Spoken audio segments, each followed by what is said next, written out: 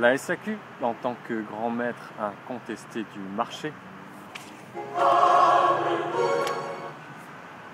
nous libère cette semaine pour les nouveaux arrivages quelques cuvées vraiment intéressantes.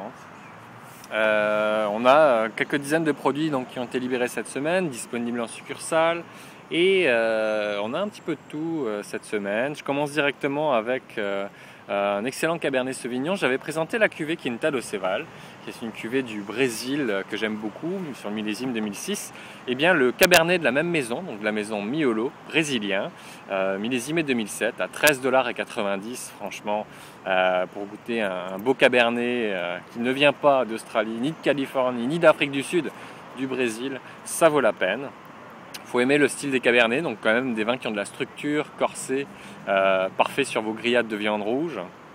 Je continue avec, en Espagne, on connaît la maison Tinto Pesquera pour faire parmi un des plus grands vins espagnols, qui est le Grand Reserva de la maison Pesquera.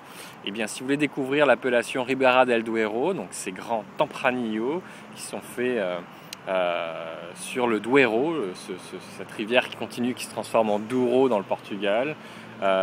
Millésime 2006, 26,95. On essaie de carafer pour essayer d'assouplir un petit peu le vin, lui permettre de mieux s'ouvrir.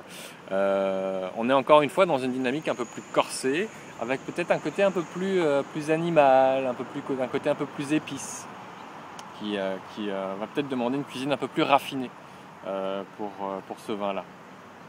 Amateurs de Bourgogne, on a deux maisons qui se sont libérées en SAQ qui méritent vraiment que vous vous y arrêtiez. On commence avec Lucien Musard, un producteur qu'on retrouve sur l'appellation de Centenay. Ça s'appelle Champ-Claude, millésime 2007, 33,75. C'est encore un petit peu jeune. Idéalement, essayez peut-être de l'attendre encore 3 ou 4 ans avant de commencer à le boire.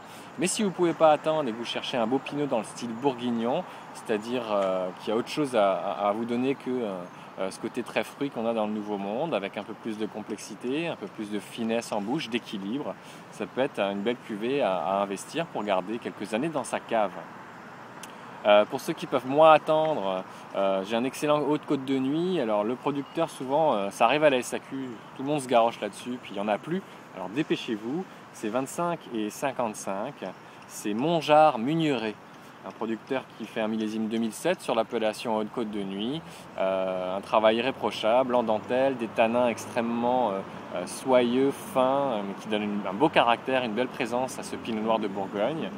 Donc jetez-vous dessus tant qu'il y en a. Chili, Montes Alpha, un domaine qui est quand même assez connu. C'est son Merlot là, qui vient d'être libéré à 23,10 $ sur le millésime 2007. Alors même si le Merlot, on a l'habitude d'avoir des vins assez souples, dans ce cas-ci, le Chili a l'habitude quand même de faire des vins assez corsés. Donc on a un Merlot assez explosif, avec une bonne tenue en bouche. Un côté cassis très très agréable sur le millésime 2007. Si vous aimez les cuvées Nouveau Monde dans un style quand même très généreux, ça va vous plaire. Et quand on parle Chili, on ne peut pas ne pas parler de ce cépage emblématique rouge qui est le Carmener, anciennement un cépage bordelais qui a disparu au début du XXe siècle. Et le Carmener, c'est la maison Alempue, c'est Araucano Reserva. Sur le millésime 2008, c'est 14,95 $. Le Carmener est un cépage qui est extrêmement tannique, asséchant en bouche, avec quand même un bel éclat du fruit. On a souvent des notes un petit peu de cacao, de mocha qui s'y prêtent. Même si c'est un vin que vous ne payez pas très cher, donc 14,95 $, je conseille quand même fortement de le carafer une bonne heure avant pour lui permettre de mieux s'ouvrir. Donc c'est ce qui va faire les 6 vins sélections de cette semaine. Et moi en attendant je vais prier pour que la SAQ nous libère d'autres belles cuvées la semaine prochaine. En attendant, passez une très très bonne semaine, ensoleillée comme vous pouvez le voir, et je vous dis à très bientôt.